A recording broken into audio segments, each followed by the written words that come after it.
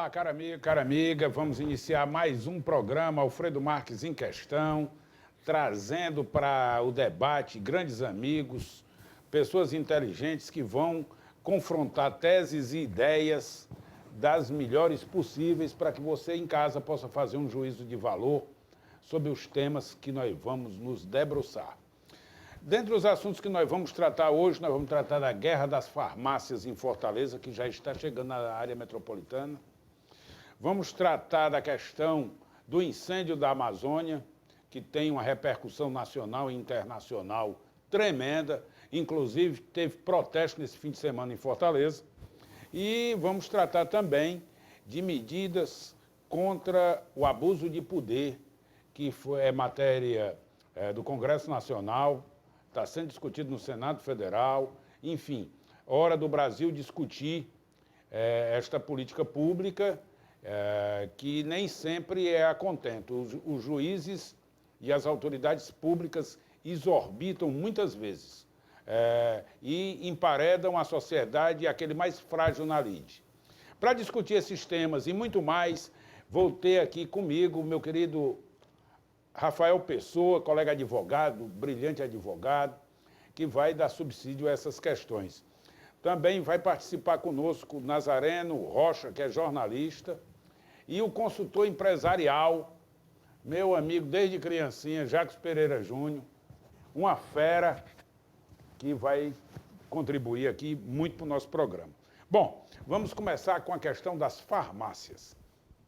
E o tom dessa discussão é o seguinte: muito nós temos tratado e causado espanto quando andamos nas ruas aqui de Fortaleza, 3 farmácias concorrentes disputando o mesmo fluxo comercial, o mesmo público e um de cada marca. Vou dizer logo quais são as empresas. Pague Menos, aquela outra empresa Drogazil.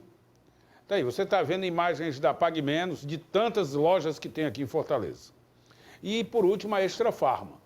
Empresas que estão se digladiando, ou aparentemente digladiando. Porque o que está acontecendo, na verdade, senhores, não tem nada a ver, eles não estão brigando entre si. O que eles estão fazendo é acabar com a concorrência.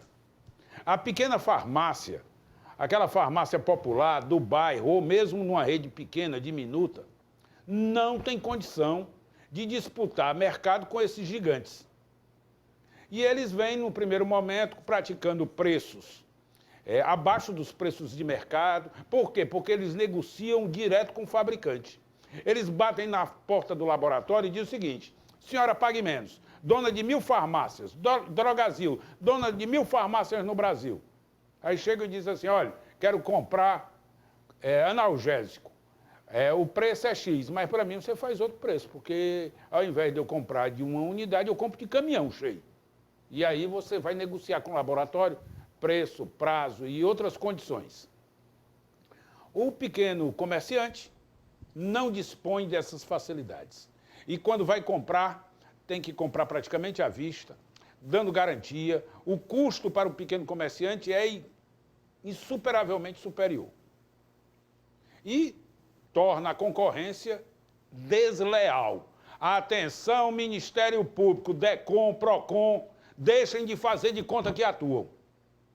Vocês têm uma oportunidade de impedir uma coisa chamada dumping, uma prática de comércio criminosa, onde os grandes taxam preços que são impossíveis de serem acompanhados no mercado, matam a concorrência e, no final, vem com a faca deste tamanho no pescoço do consumidor, porque você só vai poder comprar eles. Ou então, você vai se contentar com os anúncios de TV da Pague Menos, Extra Farma, Drogazil e outras drogas que tem por aí. Porque, na verdade, o plano deles é acabar com a concorrência, ditarem o preço e você vai ser uma vítima, vai ser doente, orgânica e no bolso. Vou fazer logo aqui uma provocação ao meu colega, amigo, Rafael Pessoa, advogado, e sob a luz do direito, a prática do dumping é uma prática criminosa, Rafael. Como a sociedade se defende numa situação dessa? Bem, Alfredo, eu espero, né? Eu espero que essa denúncia colocada não seja essa prática aqui no nosso estado, né? Aqui na capital é visível mesmo o número de farmácias que estão se instalando e farmácias antigas aqui na capital que encerraram suas atividades por essa disputa existente entre essa farmácia. Quero crer que não haja essa intenção de um dumping, né? De eles se juntarem para depois praticar o mercado. Isso aconteceu recentemente também, na investida de supermercados aqui na cidade, como Carrefour, o Extra, onde os supermercados se uniram, os supermercados menores, os supermercados locais, se uniram e montando rede de compra para poder disputar. Eu não sei por qual razão, não sei se os atuais donos de farmácia, os empresários locais, se eles também tiveram essa união dessa mesma forma para poder disputar na compra junto com esses grandes. É certo que é visível, hoje a gente vê aqui em Fortaleza esse número de farmácia crescente e que você levantou um assunto que realmente ainda não tinha me atentado, né? Essa questão de uma possibilidade de um futuro de um dumping. Quero não acreditar na possibilidade de que aconteça isso. Até porque esse número de farmácias, essa briga, essa concorrência já está chegando na região metropolitana, no município de Maracanaú. Você já vê essa disputa entre a Extra Farma, a Drogazil, a Pague Menos. E lá a gente tem que, eu vou até ficar mais atento, porque nós temos o empresário local, o comerciante local, que a gente tem que ter um olhar mais cirúrgico para ter essa proteção. Hoje, realmente, o consumidor está sentindo a vantagem, atualmente, com essa questão dessa compra, né? Porque hoje a gente vai numa farmácia, outra, essa disputa de preço, mas é interessante a gente refletir para o futuro. Querido jornalista Nazareno Rocha, uma provocação ao amigo. Imaginar que estas pessoas, ou essas empresas, essas corporações, essas grandes corporações, como a Drogazil, a maior farmácia do Brasil, e quando a gente fala assim, é coisa da América do Sul, tá? Ser a maior do Brasil é ser a maior da América do Sul. Numa concorrência muito próxima com a Pague Menos, que é cearense, pelo menos. O nome é cearense, porque o capital já é multinacional, com bolsa, com recursos em bolsa, e todas elas devem ser assim, não sei, mas a princípio isso. E aí vem uma pergunta. O consumidor é que vai ser prejudicado no final da história? Qual é a sua leitura? Alfredo, eu agradeço a oportunidade aqui de estar participando, né? Um abraço aqui para o meu amigo Rafael Pessoa, um abraço aqui para o Jackson Pereira Júnior. Eu achei muito oportuno o tema que você aborda e eu queria fazer um paralelo. Nós pagamos no Brasil os juros mais altos talvez do sistema financeiro mundial, e os observadores apontam que é praticamente a mesma dinâmica. Você tirou dezenas de bancos que haviam no Brasil e hoje o sistema financeiro opera com 3 bancos privados e 2 bancos públicos, né? Se fala de política econômica... O dinheiro encarece. O dinheiro fica caro. Né? O dinheiro fica porque caro. Mas é oferta e demanda. Lá atrás houve uma prática dessa... Essa cartelização. Essa cartelização que você aponta no sistema farmacêutico, aconteceu no sistema financeiro. Não, essa experiência não é nova, portanto não tem nada de novo. O que me salta os olhos é que ninguém tenha tido se atentado essa criticidade para essa possibilidade. Né? Para essa possibilidade, porque está flagrante isso. A gente fica pensando que eles estão se matando. O cara criar uma farmácia, tipo um shopping center, né, para ganhar medalha do design, tá? E o que tem por trás disso? É só para embelezar? Não é. Aí tem outra coisa. E eu vinha conversando aqui fora do ar com o Rafael. Há uma outra coisa que me preocupa nesse aumento de farmácias, porque é uma certa glamorização da compra de remédio.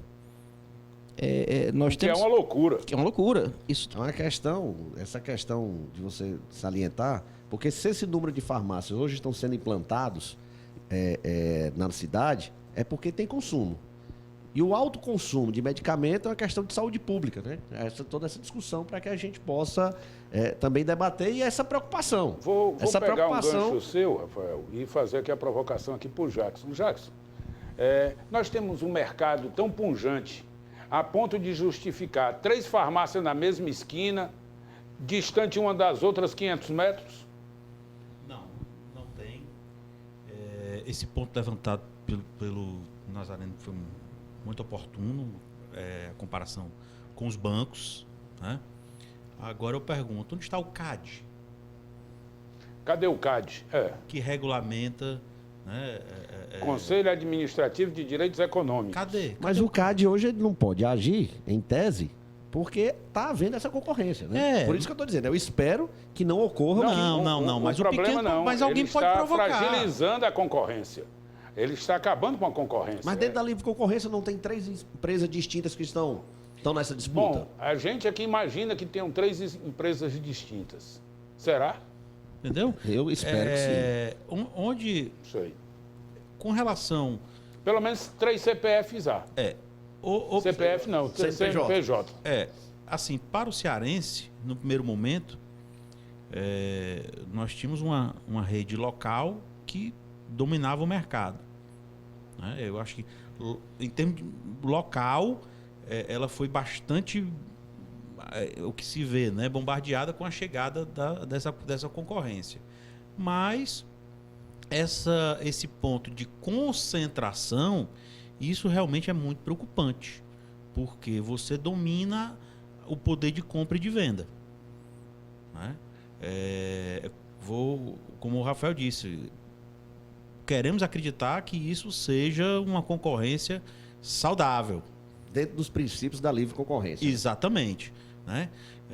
Agora, é visível realmente a concentração, que chega ao ponto... eu compro meus remédios mensalmente e tudo. Às vezes chega num ponto de que a gente chega... Eu vou para qual? Não, tanto faz. É o mesmo preço igual todas elas. Você já não faz mais aquela pesquisa de mercado, né? Eu já discordo. Hoje que a gente, com os meninos, o menino fica doente, ainda eu vejo uma variação. Eu costumo a fazer essa pesquisa. Você vai no mais próximo, termina indo no mais próximo da sua casa. Mas o mais próximo, as 3 estão um do lado da outra. Aí você entra num, entra no outro e compra mais barato. Mas, inclusive, tem alguns remédios, Alfredo, que são tabelados por laboratório. Tanto faz você ir em qualquer uma das farmácias, ele é o mesmo preço, né? Agora, o que varia mesmo aí o que é? É a fralda, né? Esses itens aí que não são tabelados. Como aqui nós estamos tratando de uma coisa que é aparentemente simplória, nós estamos tratando aqui de uma coisa simplória, mas ela tem um viés de um questionamento muito forte. E aí eu me reporto aqui ao Nazareno. Nazareno, há de se admitir que estejamos aqui numa disputa de preço quando a gente vê que você entra numa farmácia, entra no outro e os preços são semelhantes ou com a variação mínima. Agora, a farmácia de menor porte, aquela não existe mais. Você, afora esses nomes, diga aí outra farmácia que esteja existindo ou que não esteja em vias de ser sepultada. As farmácias pequenas estão deixando de existir. Alfredo, inclusive, eu tive uma informação que tem um projeto tramitando no Congresso, a iniciativa do governo, não sei, para permitir os supermercados passarem a vender também medicamentos. Remédio, isso, Como acontece já no exterior. Então, isso é positivo, né? Bom, pelo menos seria para acabar com esse monopólio que está se avizinhando aí, que está demonstrando acontecer. Então, eu vejo isso como um ponto importante. Sim. Nazareno, monopólio está aí, batendo na porta. Cadê Ministério Público? Cadê o CAD? Cadê os PROCONs, os DECONs e tudo mais aí na vida? É tudo ficção?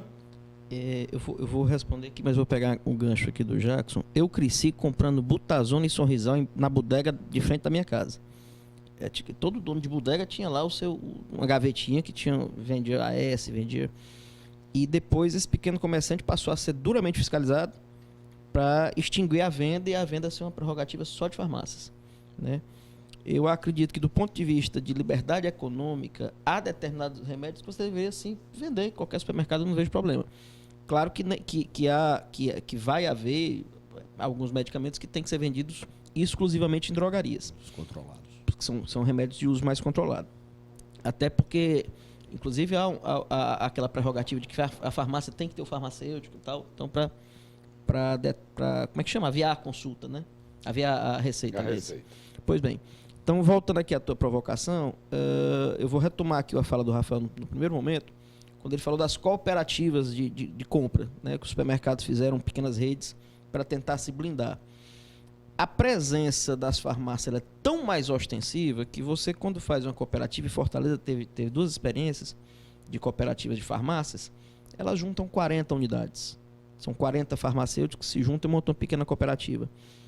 40 unidades não dá para comparar com um cara que tem 1.000, 2.000 farmácias. A compra é absurda. Esses caras conseguem comprar remédio para pagar a primeira com 60, com 90 dias. Eles têm todo o processo de compra favorecido pelo tamanho deles, né? E a compra do pequeno não. O pequeno, muitas vezes, para fazer uma compra de um determinado medicamento, ele tem que pagar um negócio chamado gôndola. Mas aí, era uma discussão que nós também teríamos que ter. Uma pessoa que tem um posto de gasolina, ela muitas vezes compra pelo mesmo valor a gasolina e o diesel do que tem 15 postos. Por causa lá da venda da distribuidora. Por que não também avaliar o CAD, avaliar essa questão de... Ele não pode estar vendendo a cibalena, como um dos grandes empresários da farmácia, dizendo que vende na cibalena por X reais e bem mais barato para outra porque tem 1.000 farmácias. A gente também tem que ter essa avaliação, eu acho. O consumidor saiu ganhando, pelo menos na melhora do serviço, né? Que a gente observa, existe está havendo uma disputa também pelo consumidor, né? Apesar do assunto empolgar, nós vamos ter que nos reportar aqui a pauta, né? Bom, eu queria só fazer aqui um registro, agradecer João Carlos, opa, olha aí, Ney Mato Grosso, show extraordinário, obrigado João Carlos, da Multi-Eventos, um show extraordinário, um cara com 78 anos, meu irmão, rebola, dança o show todinho, se eu fizesse a metade do que o cara faz, eu não estava levantado, não tinha levantado da cama. Você mal sabe bater panela? Maria, até para bater panela fica com o dedo doendo. Essa questão... E fazer aqui um registro. Olha aqui, pronto. Aqui eu vou mostrando aqui, olha aqui a eficiência. Eita, olha aí. Opa, tá aqui. Tá aqui o convite. O Domador, o lançamento de um livro vai ser na sexta-feira. Do grande amigo Francisco Caminha. Tá certo? Vai lançar esse livro no Ideal Clube e conclama a galera, 19 horas. Vai ser um show. Bom... Verdadeiramente, vai ter um show do Caribe Kings lá. Olha aí, nós vamos tratar no próximo bloco de incêndio na Amazônia e esta queima também queima o governo Bolsonaro. Aguarda aí, é no Minuto Só.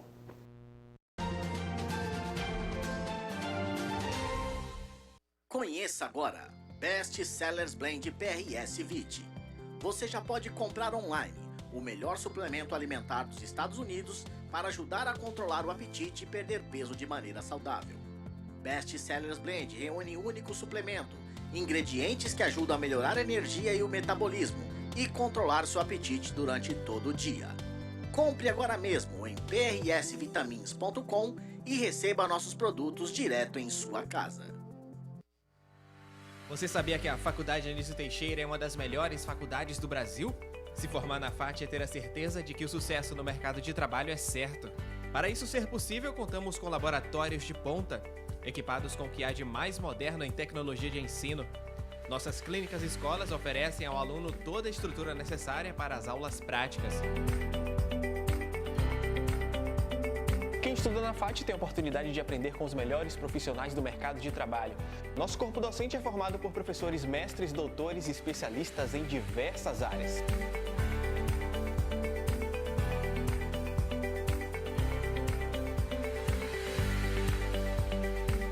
E você? Tá esperando o quê para estudar em uma das melhores faculdades do país? Breve estaremos na cidade de Fortaleza, capital do Ceará. Faculdade Anísio Teixeira, a faculdade pronta para o hoje.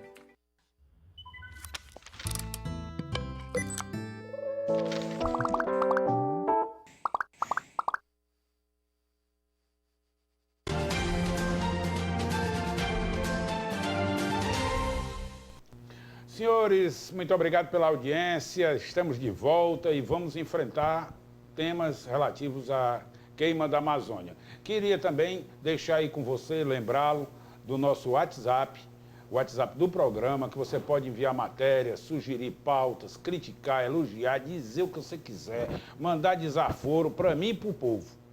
E eu lhe garanto que eu vou botar no ar. Tá certo? Mande aí um negócio legal, filme, uma denúncia, o que queira. Mande seu desaforo que eu boto aqui no ar. Pode ter certeza disso. Bom, vamos tratar de Amazônia. Vou logo começar aqui com o meu amigo Jackson Pereira Júnior, que está descrente com relação ao tamanho da queima. Bom, começar pelo seguinte. Bolsonaro sustentou, no primeiro momento, que ele iria liberar o Brasil para o agronegócio. Ia fechar ICMBio, Instituto Chico Mendes de Biodiversidade. Interviu no INPE, negou o que era verdade, a queima da floresta amazônica, demitiu os técnicos do INPE. Disse que os números do INPE eram falsos.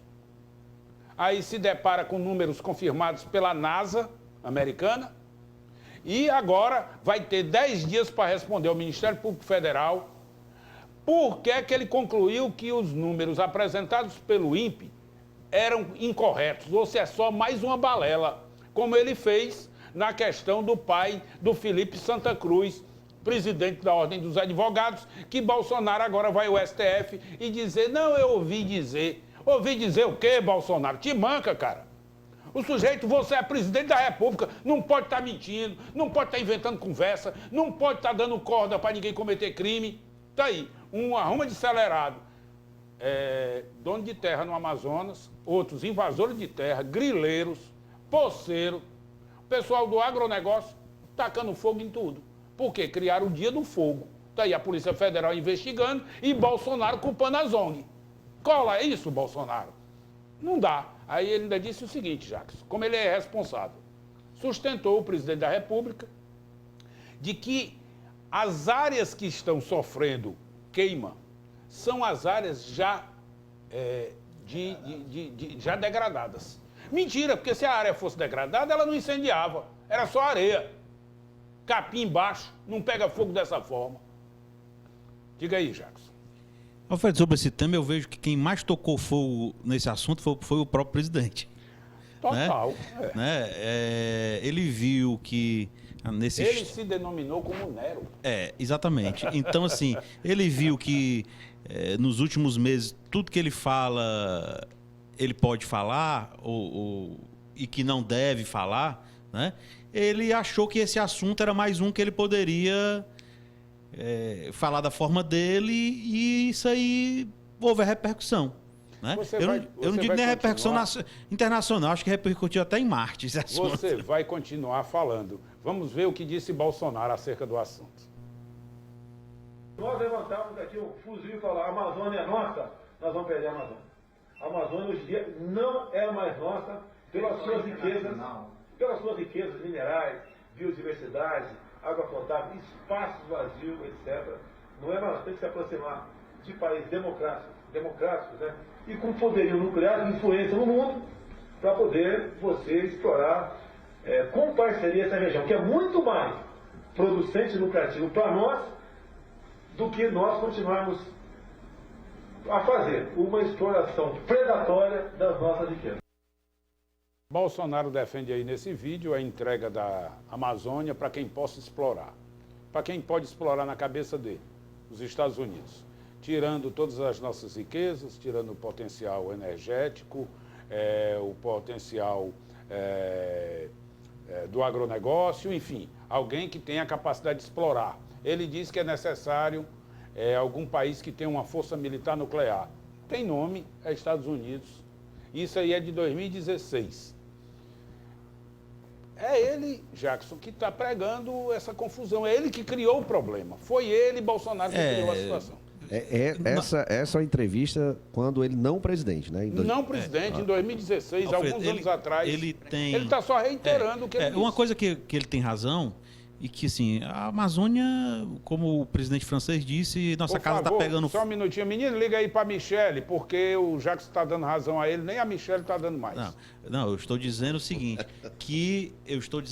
que o Macron errou em dizer que a nossa casa está pegando fogo. Assim, a Amazônia é do Brasil. O Brasil é que tem que ter a soberania sobre ela. Não, você agora, tá compreendendo se o Brasil não A está... Amazônia, o Amazonas é brasileiro, mas a Amazônia continental, o bioma amazônico é de toda a América Latina, notadamente da América do Sul. Mas que tem nós batida temos é a área do que Brasil. Nos Andes, nós temos nas Guianas. Mas o que tem sido questionado é a área do Brasil. Né? É a área do Brasil. Bom, não, porque Ressalte-se a ajuda que há uma internacional está vindo, inclusive, para... Agora, ressalte-se que há uma diferença. Que ele vai mandar o exército para lá para resolver esse assunto. Se semana passada ele disse que o exército só ia funcionar meio expediente porque não tinha nem dinheiro para comer. Entendeu? Então isso aí já está abrindo precedente se o Brasil não tem nem exército. É importante destacar, Jackson, que há uma diferença de comportamento dos líderes dos outros países que fazem a Amazônia na aceitação de ajuda internacional. É porque eles são ponderados, eles agem realmente com a forma que o dever do cargo exige.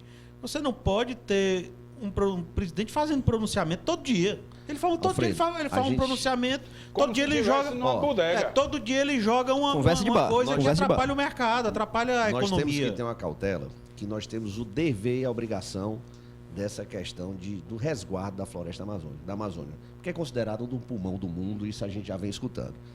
Eu costumo sempre a falar que quando a gente fala de um produto orgânico, né, uma fruta, como é criado um produto orgânico, ele tem para si valor atribuído pela forma como ele é produzido, certo?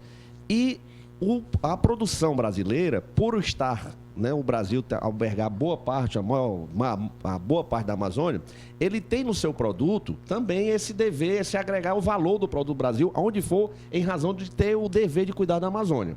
Agora, a discussão, Alfredo, eu discordo de você com relação à questão da NASA, quando você diz, porque é uma questão degradada. Quando uma árvore está cortada e está seca... Não, não sei o que disse, não. Quem disse foi o Bolsonaro. Não, mas não, é que você disse, ali era só terra. Mas quando já tem uma área devastada, com corte, você tem mata seca, é mais fácil pegar fogo. Isso aí é comum e é natural. Não, a área desmatada que ele está sustentando... Agora, essa questão do agronegócio, Alfredo... Isso ele está legitimando, ele está encontrando forma de dizer que está ok, continue a tocar fogo porque simplesmente é área desmatada. Isso a gente não pode, isso assim não cabe na cabeça. A floresta amazônica ela tem que ser cuidada, e muito bem cuidada. Agora o que está acontecendo? Quem defende a floresta é tido como de esquerda. Quem é contra a floresta... Vamos ver quem é a favor dessa queimada e do avanço do agronegócio é tido de direita. Isso aqui não pode existir. Vamos ver os comunistas no mundo protestando em defesa da Amazônia. Vamos ver.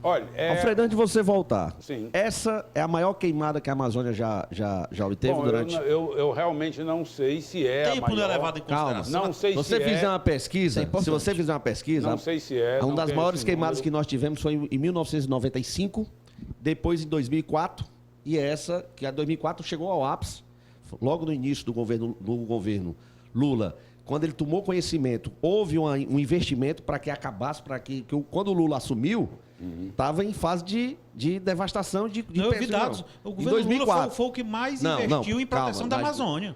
Exatamente. Quando ele tomou conhecimento, foi para cima a proteção. Então, houve uma decrescente no governo Lula, depois, em 2012, já começou a acender de novo. Exatamente. Isso é importante nós discutirmos. Para você ter ideia, em 2004, eram 27 mil quilômetros quadrados de mata queimada por ano.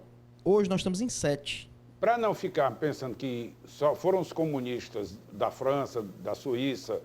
Comunista você fala de forma, né? Uma forma... Ele está ironizando. Não é ironizando. Vejam aí os comunistas de Fortaleza também na rua protestando contra a queima da Amazônia. Nós defendemos e não considero comunista. E ali é a Extra Farma, ali atrás, ó. É, a Extra Farma.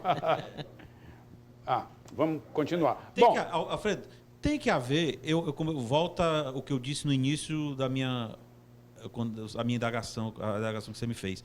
Eu acho que quem mais tocou fogo nesse assunto foi o próprio presidente. Pois é. Pode até ser que essa queima seja normal, que seja que o ela tempo. é anormal. Ela é Normal, anormal. a gente não pode considerar uma queima. Ela é anormal. Essa queima dessa... Não, quando você disse que a maior queima foi... Você vê a capital de São Paulo, uma das maiores cidades do mundo, o dia anoitecer, virar noite, Em razão de queima. de queima da floresta amazônica, isso não é normal, porque eu acho que isso nunca aconteceu em canto algum no mundo. Alfredo, eu já morei vizinho, Vesúvio, eu já morei vizinho ali, o sítio Colosso, espere meu ali amigo, é queimada todo dia. muita lava. Tem dia você tinha que sair de casa. Jacques, você que gosta, você que sempre é um estudioso da economia.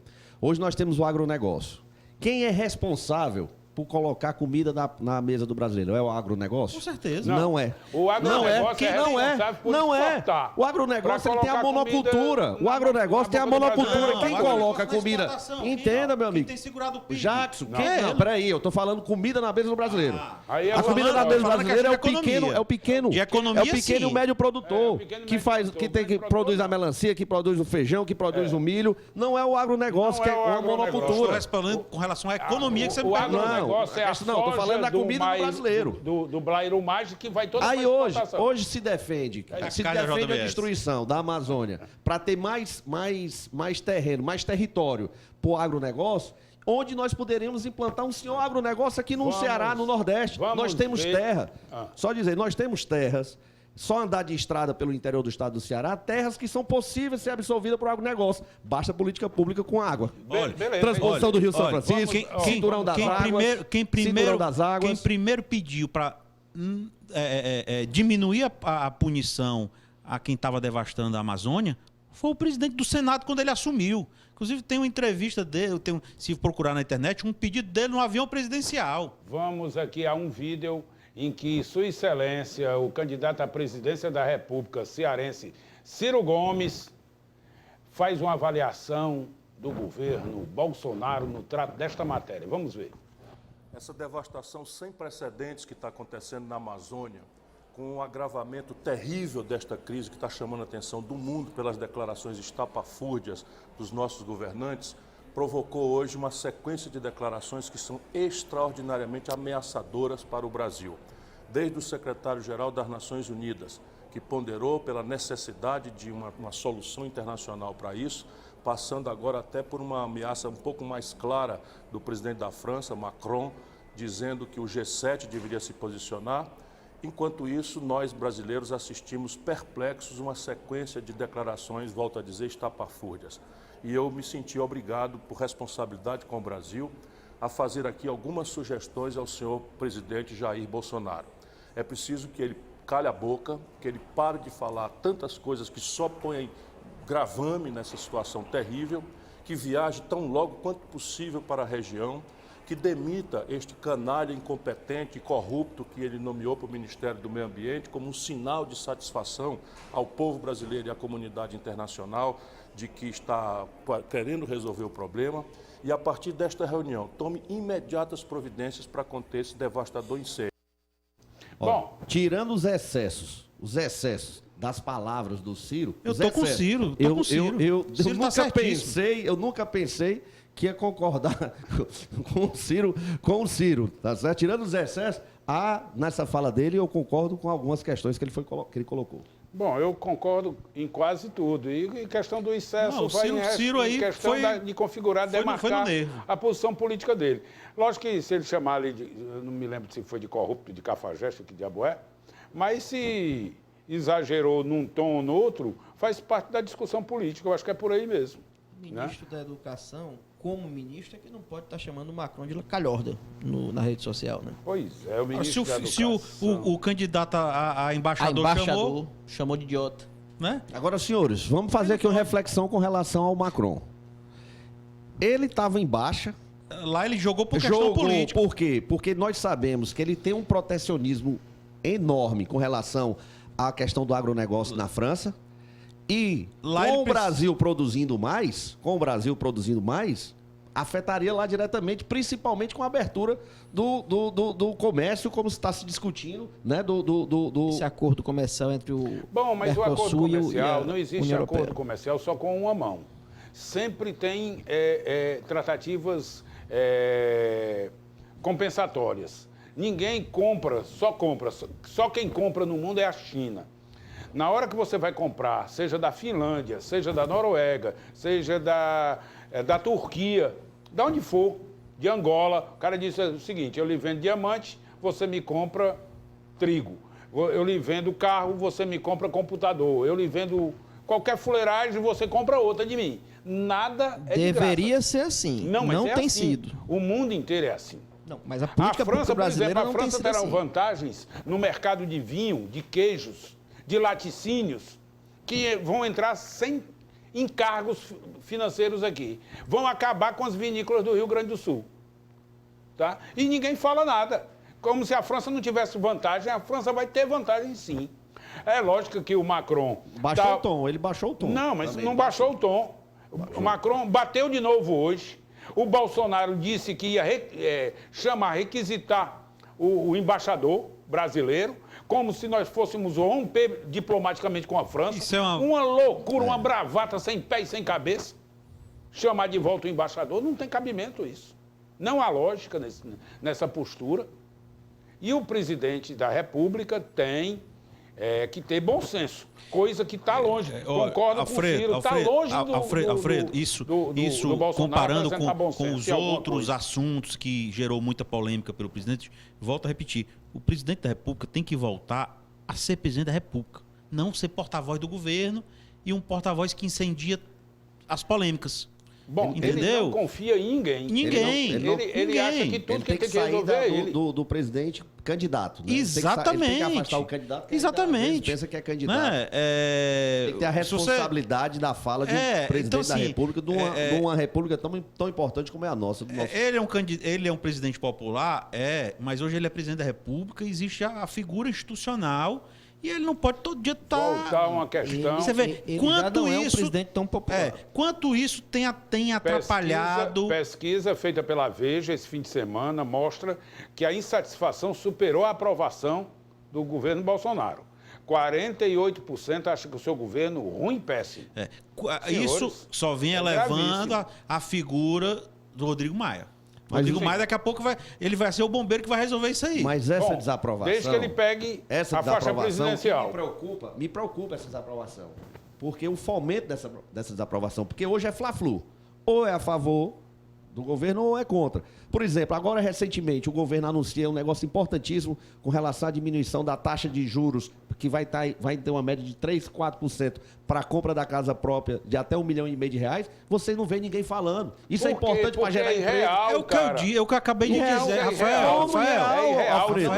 Rafael, o que eu acabei de dizer. As pautas positivas são cobertas pelas negativas. As pautas positivas são cobertas pelas negativas. Não, mas é o fla-flu que está fazendo. E nós temos que ser mais otimistas no nosso país. Por isso que a economia não cresce. Não cabe otimismo, cabe realismo. Por isso que a economia não cresce. O otimismo nos leva a partidarizar a discussão. Se você for realista e se você abstrair, por isso que eu estou dizendo o seguinte, não adianta você chegar... Por exemplo, eu vou chegar aqui para você que está em casa e digo o seguinte, olha, meu irmão, a partir de agora eu vou lhe emprestar dinheiro. O juro é de 3% ao ano. É uma mão na roda. Quem é que não quer um dinheiro desse? Mas você tem que comprovar que pode me pagar. Na hora que você vai comprovar que pode pagar, você vai ter que dar garantias do pagamento, aí você começa a refletir. Meu irmão, o momento é muito bom, porque eu estou precisando de dinheiro, receber um juro desse. Os bancos estão abarrotados, só que ninguém quer pegar. Agora, quem é que vai ser idiota para assinar um papel desse que não sabe como é que vai pagar? Por isso que não adianta vir agora o Bolsonaro querer acenar. Adquira a sua casa própria e ninguém vai assumir um contrato de 30 anos, não, cara. A 12% que os bancos estavam praticando, Alfredo, o problema é diferente a 4, ninguém vai fazer a mensalidade ninguém faz. A simulação e a projeção é outra. Ninguém vai fazer qualquer tipo de investimento porque você não sabe o que é o amanhã. O que é o amanhã. Agora, se você tem emprego, você vai ter emprego. Se a sua empresa está funcionando, você sabe se ela vai estar funcionando. Me permita aqui fazer uma conjuntura. defesa corporativa da imprensa aqui. Eu tenho visto muito essa Não, fala... A imprensa está frita. Ele quer acabar até com jornais. Pronto, me permite só fazer uma fala. Eu tenho visto muito o pessoal falar que a imprensa está fomentando essa discussão. Na verdade, o governo teve, pelo menos aí nos últimos 20 dias, umas 5 pautas extremamente positivas. Entre elas, a questão da desburocratização. Qual dessas pautas foi levada à imprensa pelo próprio presidente? O presidente só fica botando fogo. A imprensa repercute. É o que nós estamos dizendo, eu tenho colocado aqui desde o início. O governo é atrapalhado pelo presidente. Total. O ministro, Brasil é atrapalhado por ele. O ministro Guedes, que não é exatamente uma flor de candura, mas tem feito um trabalho positivo. Eu não sei até quando ele aguenta. O ministro Moro desautorizado publicamente numa sequência de eventos e tal. Então, assim, aí a imprensa potencializa, O né? viés aí qual é? É o da corrupção. Mas nós vamos tratar disso no próximo bloco, oportunidade que nós vamos tratar da iniciativa do Congresso Nacional de implementar nas propostas de combate à corrupção também o abuso de autoridade. Aguenta aí, voltamos já já.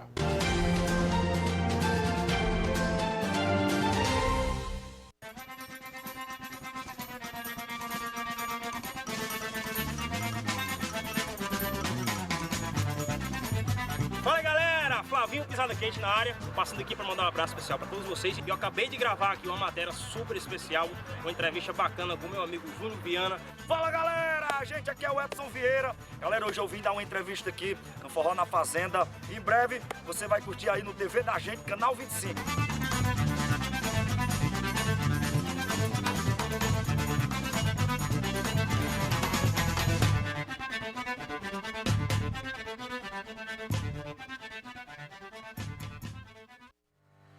Você sabia que a Faculdade Anísio Teixeira é uma das melhores faculdades do Brasil? Se formar na FAT é ter a certeza de que o sucesso no mercado de trabalho é certo. Para isso ser possível, contamos com laboratórios de ponta, equipados com o que há de mais moderno em tecnologia de ensino. Nossas clínicas e escolas oferecem ao aluno toda a estrutura necessária para as aulas práticas.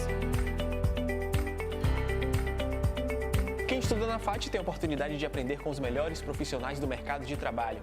Nosso corpo docente é formado por professores mestres, doutores e especialistas em diversas áreas.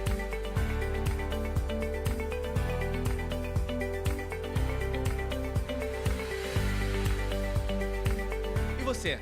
Tá esperando o quê para estudar em uma das melhores faculdades do país? Breve estaremos na cidade de Fortaleza, capital do Ceará. Faculdade Anísio Teixeira, a faculdade pronta para o hoje. Conheça agora Best Sellers Blend PRS VIT. Você já pode comprar online o melhor suplemento alimentar dos Estados Unidos para ajudar a controlar o apetite e perder peso de maneira saudável. Best Sellers Blend reúne um único suplemento, ingredientes que ajudam a melhorar a energia e o metabolismo e controlar seu apetite durante todo o dia. Compre agora mesmo em prsvitamins.com e receba nossos produtos direto em sua casa.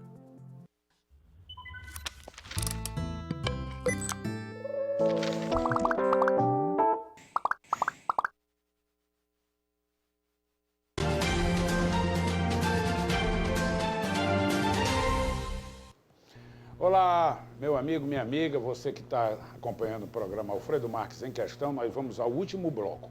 Mas antes da gente iniciar as tratativas, eu queria pedir para você anotar este número, colocar na agenda do seu celular, que é o telefone aqui do WhatsApp do programa, que você pode contribuir conosco, fazendo um programa cada vez melhor, mais intrigante, inteligente, provocativo e capaz de despertar as autoridades, inclusive, a atenderem o seu pleito. Anote aí o telefone, é 98819-9871. Eu agradeço antecipadamente a sua colaboração. Denuncie o que queira e eu garanto que eu coloco aqui. Vamos lá. Medidas contra o abuso de poder que estavam consorciadas às medidas de combate à corrupção. A Ordem dos Advogados do Brasil, Rodrigo, Rafael, perdoe, ela chamou a atenção para a necessidade do combate a ações de entes públicos, notadamente ligados ao judiciário, pela forma que eles aplicam a lei e, às vezes, exorbitam. Muitas vezes exorbitam, extrapolam a sua competência, o munus público, e passam a perseguir. Uma das provas disso, que eu vou trazer aqui para a discussão, é a questão da forma da condenação do senhor Lula. A propriedade do triplex não está configurada, não é próprio do seu Lula. Tanto é verdade que autorizaram ser levado a leilão com o nome de outro dono, que não o próprio Lula. E o Lula foi condenado pela propriedade do triplex. Existem alguns requisitos na lei que estão presos a um formalismo. E recorrer a esse formalismo para inocentar alguns e recorrer à ausência do formalismo para condenar outros, realmente não cola.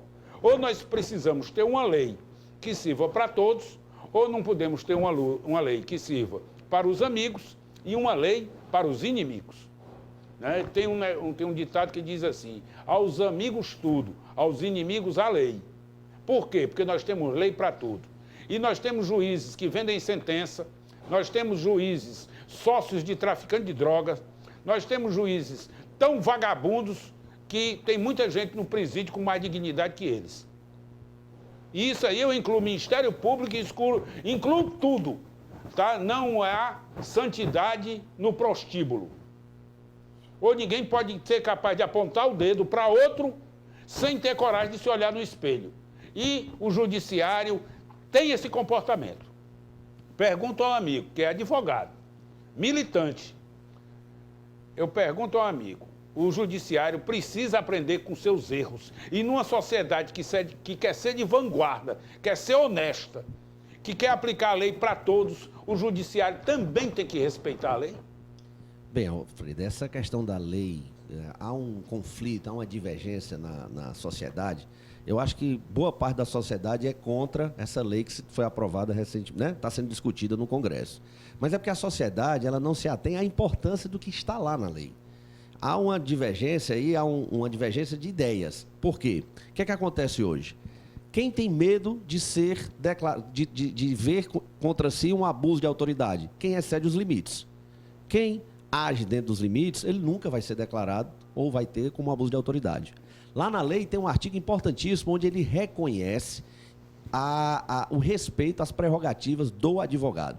Essa prerrogativa do advogado não é do advogado, é da sociedade, é das pessoas. Porque o advogado ele defende a liberdade, ele defende a honra, ele defende a pessoa. E essa prerrogativa ela tem que ser respeitada. Hoje a gente vê muitos colegas na delegacia, onde muitas vezes dentro do inquérito o delegado não permite nem o advogado ter acesso. Isso, desrespeitando o contraditório, a ampla defesa. Então, essa lei, ela precisa sim ser discutida. E como você falou também, Alfredo, há na lei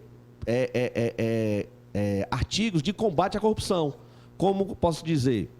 A questão do Caixa 2, que está previsto lá na lei, né? Colocando como, aumentando a pena, o crime hediondo. Então, tem muitas questões que a gente possa fazer essa discussão.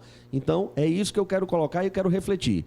Eu sempre digo, quando houver um conflito entre o político Rafael e o representante, um membro da OAB, como também você é membro da OAB, por nós estarmos estamos advogados e seremos sempre advogados, né? Então, a OAB, por toda aquela luta histórica e o posicionamento da OAB em favor, a gente tem que sim reconhecer e mostrar para a sociedade a importância dessa lei. Eu queria mostrar só uns flashes aqui de uma campanha encetada pelo Conselho Federal da Ordem dos Advogados do Brasil, que diz o seguinte: diga sim à lei de abuso de autoridade.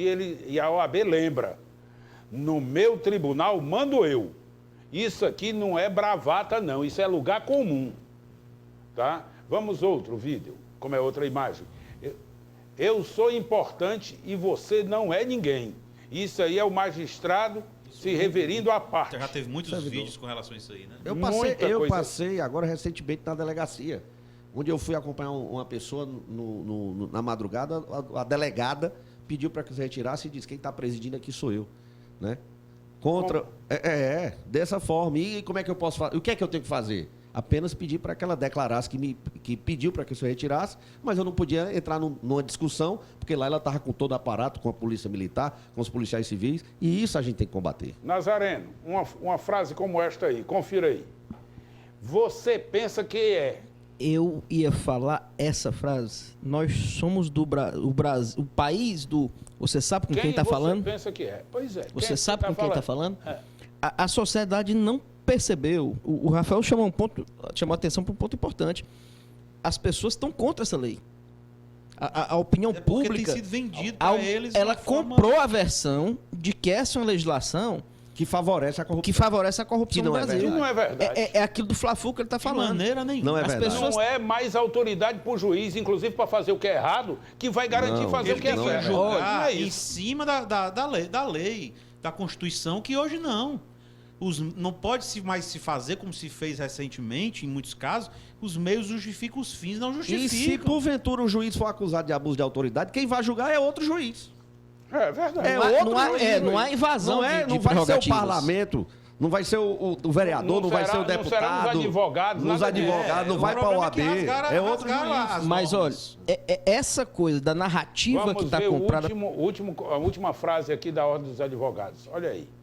Cala a boca que eu estou falando. Já presenciei em audiência. Já presenciei com o magistrado terrível falando isso. com o colega advogado quando estava em defesa do seu cliente, né? Mas eu queria chamar a atenção para uma coisa, apesar de que essas falas da OAB todas são importantes, a gente está aqui meio que colocando isso na condição de ser o juiz que fala. Mas a gente vê isso na rua com o policial, a gente vê na rua com... O abuso de autoridade... São todas as autoridades. Autoridades constituídas. Estão falando que é só para juiz. Alcança Não, até o legislativo. Para as geral. autoridades. Senhores, nós vamos ficando por aqui. O programa de hoje não deu para a gente tratar de tudo que a gente quiser. É importante Esse que é o essa tema lei que devia alcance Mas voltar. nós também o vamos legislativo. retomar o assunto, certamente, ainda essa semana, porque está no auge a discussão. E vamos fazer com que você que está em casa compreenda esse cenário que está posto. Não caia em conversa fiada. A lei de abuso da autoridade favorece apenas aqueles que querem exorbitar, querem ir além da medida do que a lei garante. Não caia nessa bravata. Não dê mais poderes para quem já tem muito poder. Rapaz, mas Alfredo, nós estamos concordando, né? Ô, rapaz, olha aí, vou encerrar o programa com alegria. Amanhã tem mais. Obrigado.